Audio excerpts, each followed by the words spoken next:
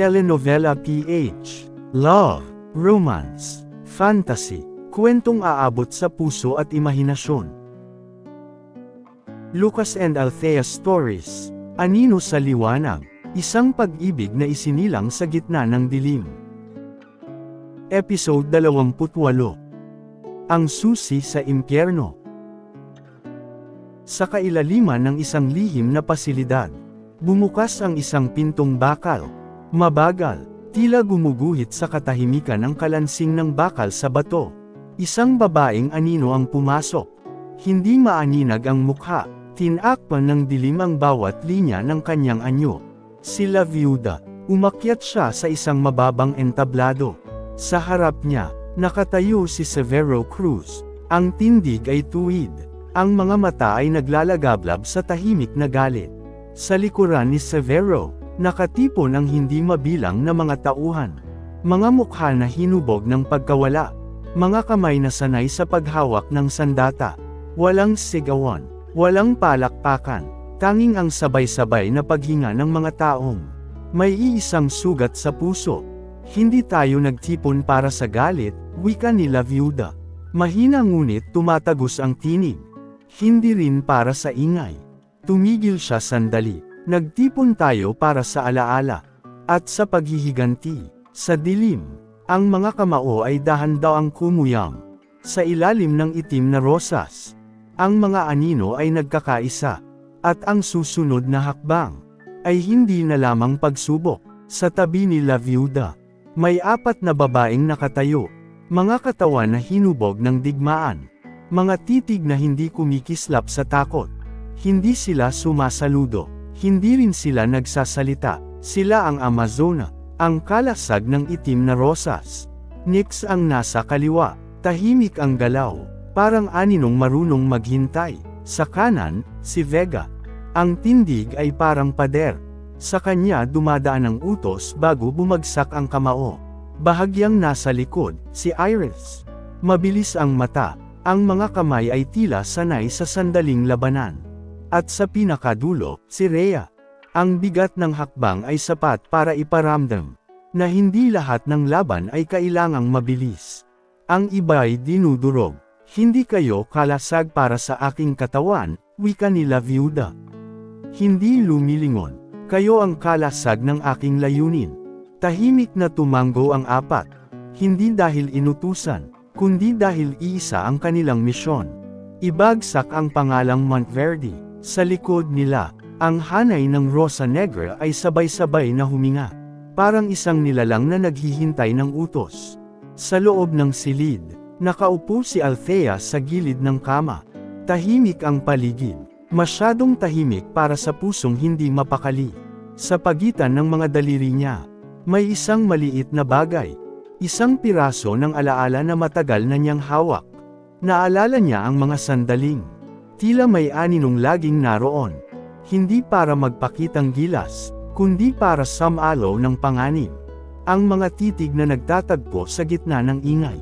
Ang mga sandaling may panganib na paparating. At bago pa man siya makaramdam ng takot, may isang presensyang tahimik na umaalalay. Si Lucas. Hindi niya alam kung paano o kailan. Ngunit sa bawat pagkakataong muntik na siyang madapa, may kamay na laging handang samalo. Bakit parang kapag nandyan ka, bulong niya sa alaala, mas madali ang paghinga. Samandal si Althea sa pader. Ang mga mata ay unti-unting nabasa. Sa katahimikan ng silid, ang liwanag ay hindi nagmumula sa ilaw, kundi sa alaala ng isang aninong naging tahanan. Sa gitna ng dilim, may mahinang tunog sa maliit na lagusan sa pinto. Ang tray na dinadaanan ng pagkain. Dumulas paloob ang isang plato, kasama ang isang itim na rosas na maingat na inilapag sa gilid. Napatigil si Althea, hindi ito bahagi ng karaniwang dala. Dinampot niya ang rosas. Sa ilalim ng talulot, may maliit na papel. Huwag kang kumapit sa liwanag. Walang pirma, walang paliwanag. Sa labas ng pinto, walang yabag, walang tinig. Ngunit sa katahimikan, ramdam niya ang mensahe, hindi para takutin ang katawan, kundi para guluhin ang loob. Napaupo si Althea sa gilid ng kama. Hawak ang rosas na tila mas mabigat kaysa bakal. Sa sandaling iyon, alam niyang ang laban ay hindi na lamang sa mga ruta. Pumasok na ito sa kanyang pag-asa. Tahimik na gumalaw si Lucas sa ibabaw ng kisame. Ang bawat hakbang ay sinukat. Ang bawat paghinga ay itinago sa dilim. Walang nakakakita, walang nakakarinig. Sa likod ng mga tubo at bakal, dumulas ang katawan niya hanggang sa isang makitid na espasyo. Isang maliit na siwang na sapat lang para sa isang mata. Sumilip siya, sa loob ng maluwang na silid. Nakatayo ang isang babaeng hindi maaninag ang mukha. Tinakpan ng anino ang kanyang anyo. Sa likod niya, nakatindig ang 4 na babaeng maskulado ang pangangatawan. Mga titig na sanay sa labanan. Mga kamay na hindi nanginginig sa dugo.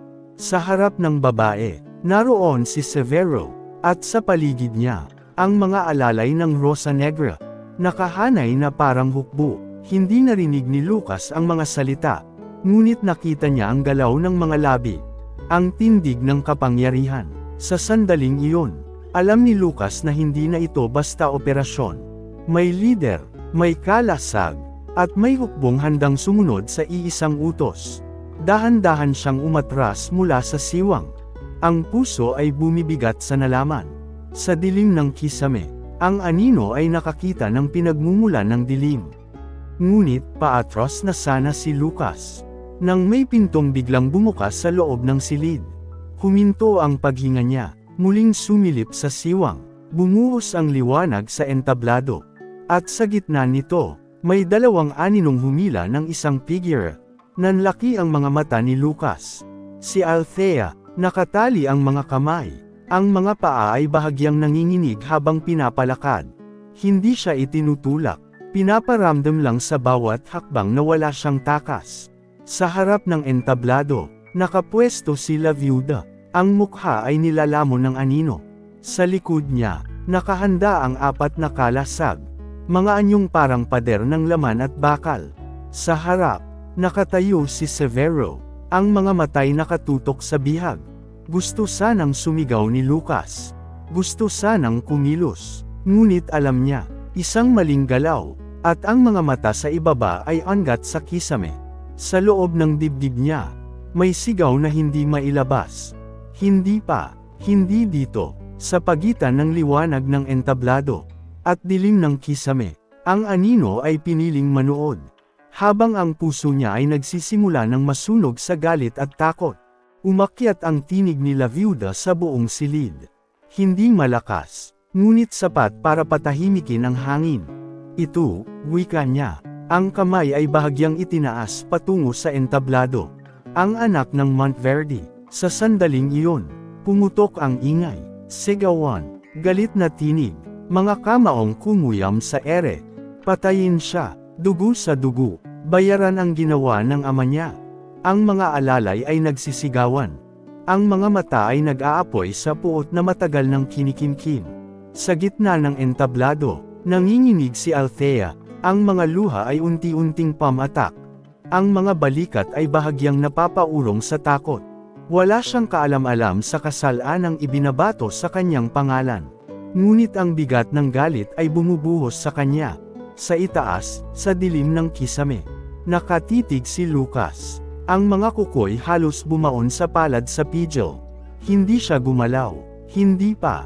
Ngunit sa bawat sigaw na mas lumalakas, ang mga kalamnan niya ay kumikilos na parang handa sa pagtalon. Sa loob ng dibdib niya, isang sumpa ang tumitibok. Kapag umabot sa kanya ang kamay ng galit, lalabas ang anino. Muling umangat ang tinig ni La Viuda. Hindi pasigaw, ngunit sapat para tumigil ang lahat. Tama na, parang pinutol ang ingay. Ang mga sigawan ay biglang naputol. Ang mga kamao ay nanatiling nakataas sa hangin. Walang gagalaw sa kanya, wika ni La Viuda. Ang tinig ay malamig na parang bakal. Hindi natin siya papatayin. Hindi muna. Dahan-daang lumapit ang tingin niya kay Althea. Sa dilim, hindi maaninag ang mukha. Ngunit ramdam ang bigat ng mga mata. Ikaw, wika niya, ang susi ng pintuang pagdadaanan namin. Papunta sa ama mo. Isang hakbang ang lapit ng boses sa banta. Sa dulo ng pintuang iyon, bulong ni La Viuda. Nandoon ang impyerno, nanikip ang dibdib ni Althea. Hindi niya lubos maunawaan ang kasalanang ibinibintang sa kanya. Ngunit malinaw ang kahulugan. Hindi siya ang papatayin. Gagamitin siya. Sa kisame, pumikit sandali si Lucas. Ang pangay mahigpit na nakasara. Hindi muna. Ang salitang iyon ang mas kinatakutan niya. Sa kisame, nakaluhod si Lucas. Ang mga matay nakatutok sa entabladong nasa ibaba. Sa loob ng dibdib niya. Hindi lang galit ang kumukulo. May mga tanong na unti-unting sumisiksik. Bakit ganito kalalim ang galit nila kay Don Ricardo? Hindi ito basta paghihiganti. May pinanggagalingan itong sugat. Ang mga sigawan sa ibaba ay parang humuhuni sa tainga niya. Mga salitang hindi niya lubos marinig. Ngunit sapat para maramdaman ang bigat. Isang pangalang paulit-ulit na binabanggit sa isip niya. Monteverde. At sa pagitan ng ingay, may isang tanong na hindi niya maitaboy. May alam kaya ang ama ko sa galit na ito? May bahagi ba ang mundong kinalakihan ko sa apoy na nakikita ko ngayon? Hindi niya alam ang sagot. Ngunit sa unang pagkakataon, ang anino ay nagsimulang magduda sa dilim na pinaglilingkuran niya. Sa entablado, lumapit ang isa sa mga Amazona kay La Viuda. Bahagyang yumuko, at may ibinulong sa mismong tenga ng reyna ng dilim. May matang nagmamasid. Hindi gumalaw ang mukha ni La Viuda. Hindi rin siya lumingon. Hayaan mo, sagot niya. Malamig ang tinig. Wala naman siyang magagawa. Isang sandali ng katahimikan. Sa kanya idinugtong. May plano ako para riyan. Tumango ang Amazona. Ilayo na ang bihag, utos ni La Viuda. Ikulong. Higpitan ang pagbabantay. Sa isang kumpas ng kamay. Gumalaw ang mga tauhan. Dahan-daang hinayla si Althea palayo sa entablado. Ang mga tanikalay kumalansang sa sahig. Ang mga yapak ay naglalaho sa dilim ng pasilyo. Sa itaas, nakaramdam si Lucas ng kakaibang lamig sa batok. Hindi man siya nakita, alam nilang may anino. At sa larong ito, ang sinumang nakikita ng dilim, ay nagiging bahagi na ng plano. Tahimik na gumalaw si Lucas sa kisame. Sinusundan ang direksyong kinalalagyan ng bihag. Hindi na niya inintindi ang bigat sa batok. Ang pakiramdam na may mga matang sumusunod sa bawat galaw niya. Alam niyang may nakapansin, ngunit hindi siya umatras. Sa ibaba, dahan-daang inilalayo si Althea sa entablado. Ang mga yabag ay lumulunok sa dilim ng pasilyo. Samantala, sa operating room ng Rosa Negra, nakatayo si La Viuda sa harap ng mga monitor. Sa tabi niya, tahimik si Severo. Hahayaan na lang ba natin ang anino? Tanong ni Severo. Ang titig ay hindi umaalis sa isang screen. Kung saan bahagyang nasal ayan ang galaw sa kisame. Bahagyang ngumiti si La Viuda. Hindi ngiti ng aliw, kundi ng isang taong naglalaro. Oo, sagot niya. Subukan natin kung hanggang saan ang kaya ng anino. Humakbang siya palayo sa mga monitor. 10 alagad ang inatasan kong magbantay, dagdag niya. Tingnan natin kung makakalapit pa siya sa liwanag. Sa kisame, higpit ang hawak ni Lucas sa bakal. Ang mga matay nakatuon sa daang tinahak ni Althea. Hindi niya alam na ang bawat hakbang niya ay binibilang na ng dilim. Kung nagustuhan ninyo ang episode 28, huwag kalimutang mag-like, share and subscribe sa channel natin, at pindutin ang notification bell para sa susunod pang mga episode, sa Lucas and Althea Stories, Anino sa Liwanag.